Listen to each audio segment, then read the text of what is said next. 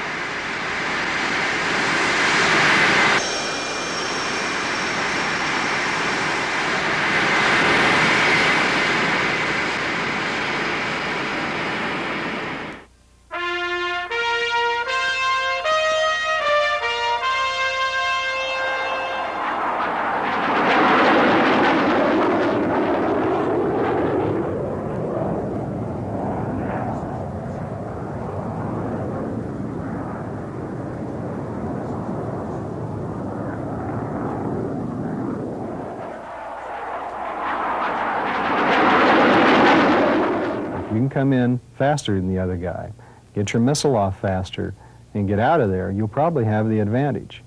But at what cost? It's going to take a tremendous amount of fuel, tremendous upgrade in propulsion systems and engines that don't exist today. Speed is not as important as it used to be, but it still is important. I don't want to downplay that.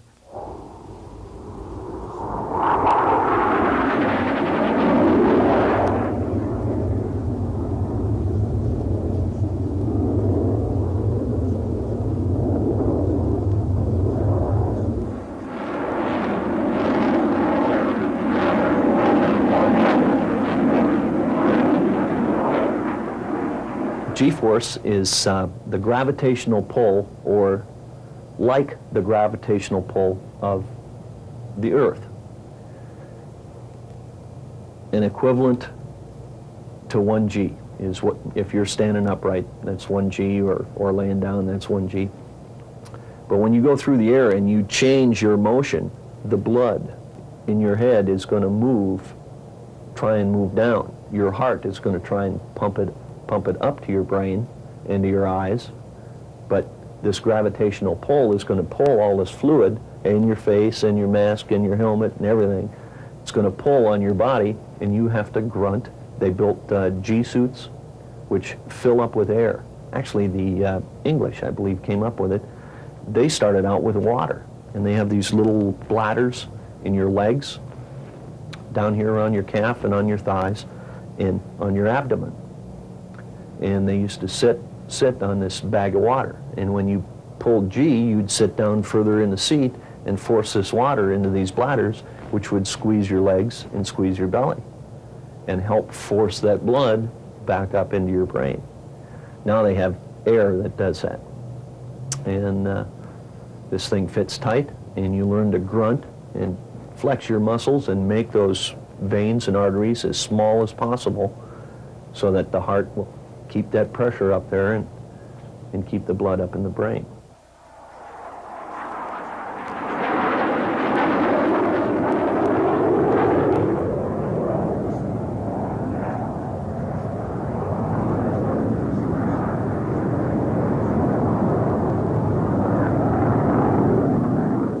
From my experience, however, I can handle 6Gs okay for a while. 7Gs not very long. 8Gs just a little while. 9Gs, forget it. That hurts. That's very painful. So perhaps we have reached the physical limits, but there are things that we can do to enhance the pilot's ability to withstand that.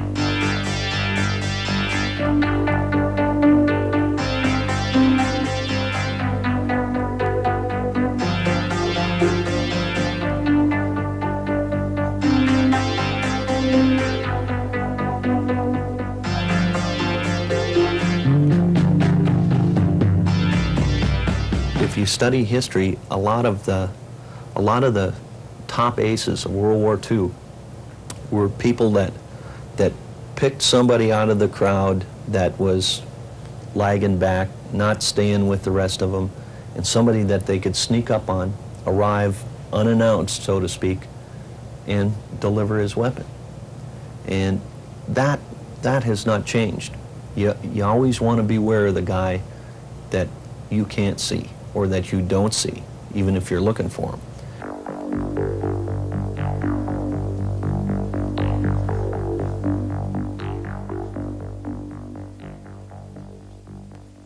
The pilot himself must make himself an outstanding pilot. He's got to be aggressive, he's got to know his equipment, and he's got to have good eyesight.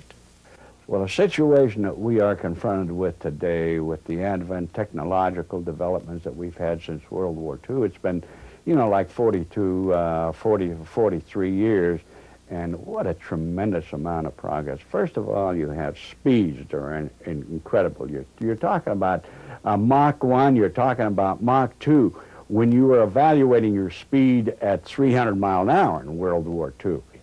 I would hate to think of being a fighter pilot today, because I think that the fighter pilot today is going to be a lot busier than we were during World War II or during the Korean conflict, because there's so many more things to think about.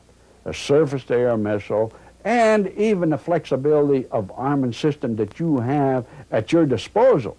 You have the gun, you have the Sidewinder, you have the Sparrow. And in some categories, like the F-14, you have the Phoenix missile. So the cockpit of a present fighter is so cluttered with lights that indicate, like your raw gear, which is your radar warning panel. I mean, it itself lights up as the SAM, surface-to-air missile, is fired from the ground, and as it's coming up to destroy you, I mean, it alerts you. If you're not looking into the cockpit at that particular time, you don't see it, and if you don't see it coming in from underneath, behind you, you're a lost cause.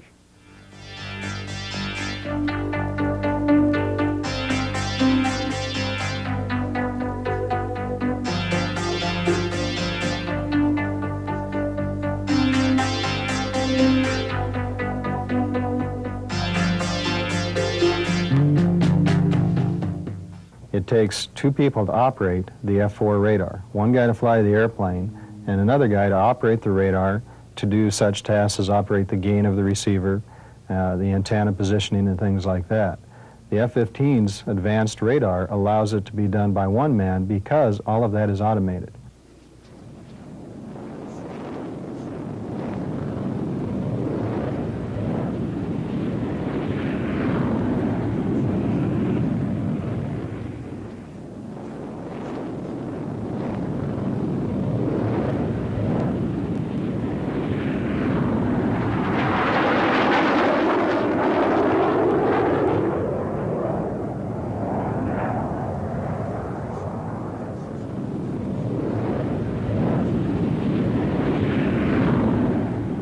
Well, a HUD is something that has come into being most recently, I guess with the F-15, later the F-18, the F-16. It's what's called a heads-up display. And the idea is to get the pilot's head out of the cockpit so that he's looking through the windscreen to see what's going on in the air battle or on the ground or whatever it is that he's aiming at. Now let's draw some contrasts. The F-4, for example, has a gun sight, as did the F-100 and the F-104 and the F-86, go back as far as you want. They all have gun sights. And this normally takes the form of a small circle with a dot in the middle. And that's your aiming device for whether it be dropping bombs or shooting the gun or whatever it may be. That's adjustable, of course. It depresses up and down so you can get the right angles. And that's all they had for years. The newer heads-up displays combine that together with a tremendous amount of information the pilot always needs. In the air-to-air arena, it's especially nice because there's a little device called a target designator box. And one of the biggest problems a fighter pilot has is seeing the enemy aircraft. If I can see an aircraft before he can see me, I can beat him. I don't care what I'm flying. This box is tied in with the radar such that when you're locked onto a target, this little box comes up on the field of view of the HUD, and if you look through it, that's where the enemy aircraft is. It adds to that thing they call situation awareness. It helps you understand better what's going on. More importantly, displayed up on that heads-up display in the air-to-air area are all the release parameters for the weapons. For example, an AIM-7 radar-guided missile has a certain range, and if you fire outside of that range, the missile won't get there. That's displayed to the pilot right up there with all that airspeed and everything else. In the F-4, it's down hidden in the radar scope. You have to come inside and try to find it.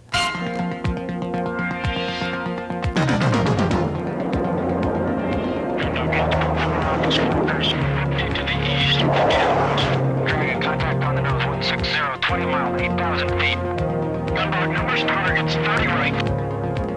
Gunboat looks like it's wrong. Engaged, ready for move. Gunboat, get around your 5 o'clock. There's 2 of them. Shots hands. Got the outside. Now, push with your joint. Target.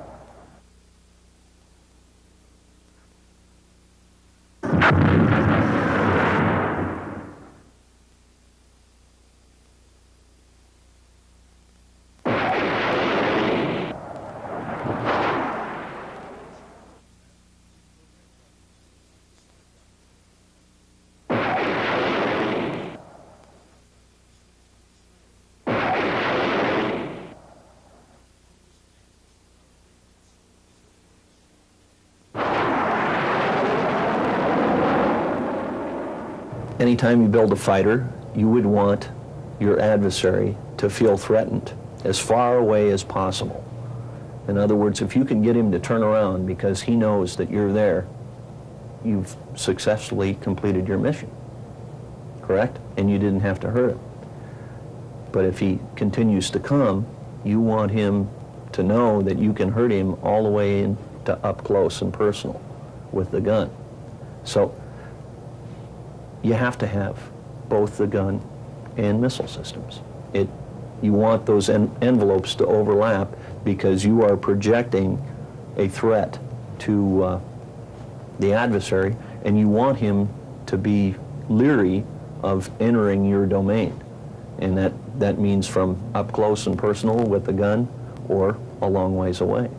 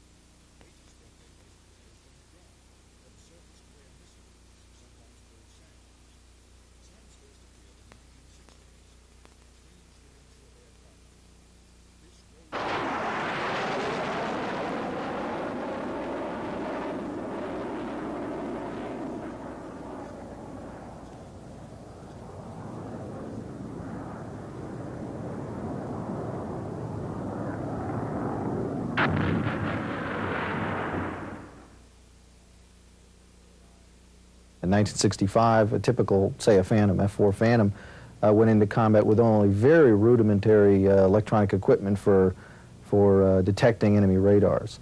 The same situation occurred in the Middle East. The Israelis had only the very basic electronic equipment, but as they saw the adversary coming up with sophisticated missiles like the SAM-2 and the SAM-3 and more advanced models, Russian supplied, it became very important to have sophisticated electronic warfare equipment.